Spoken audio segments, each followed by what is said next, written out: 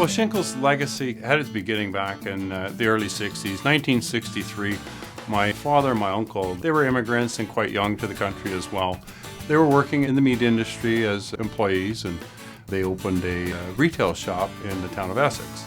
It was more just a small cottage industry type business and a little bit of stuff for the counter. When they moved to Chatham a couple of years later, they wanted to expand the processing line. So we built a dedicated processing facility. Here we are ready for another edition.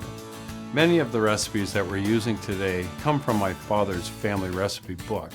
Many of our new products have evolved from the same principles that those were built on, and that's something that's been ingrained into our family.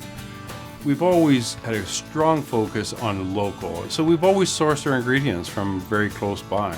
The pork and the turkey that we use in our product, and even the beef, they're all from as local a suppliers that we can get.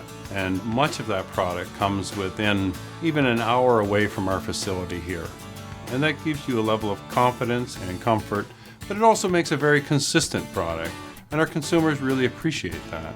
So it's about the relationships, it's about people and an understanding of what it is that your needs are and being able to fulfill them. As a small company, we can respond quicker to those needs and on a personal basis. The customer being the end user, we listen very closely to what they say and we try to respond to their needs. If the product is going to be best that it could be, it needs to serve the needs of the growing and changing demands of the consumer. My theory in life is generally simpler is better. So right from the onset, we didn't feel the need to put MSG in our product because the product should speak for itself and it wouldn't need a flavor enhancer. Many of the wheat products and the milk products we didn't feel was required, and as a result we remained gluten and lactose free. This turned out to be a very good package when it comes to people with sensitivities.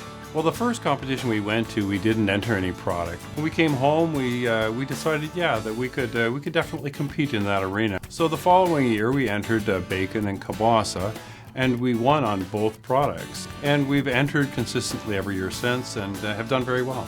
There is a sense of pride that we have with our family history and our heritage, and the legacy that we've carried through this, and that we put our name on every package of product that goes out there.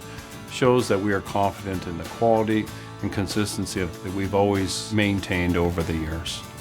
Well, Schinkel's legacy comes from 40 years of passion in the meat industry that grew from my father, my uncle, and my brother and my cousin and myself have carried on the tradition. And now I have 3 sons that are also looking forward to taking over that company. So Schinkel's legacy better reflected the heritage that we have in the meat industry. I think the one piece of advice I would have for the boys is to maintain the quality that we grew our business on. Quality is something that my father and my uncle led the industry with, and that is something that we've been able to maintain and get the respect of the consumers. My name is Tim Schinkel, and I am a second-generation meat processor.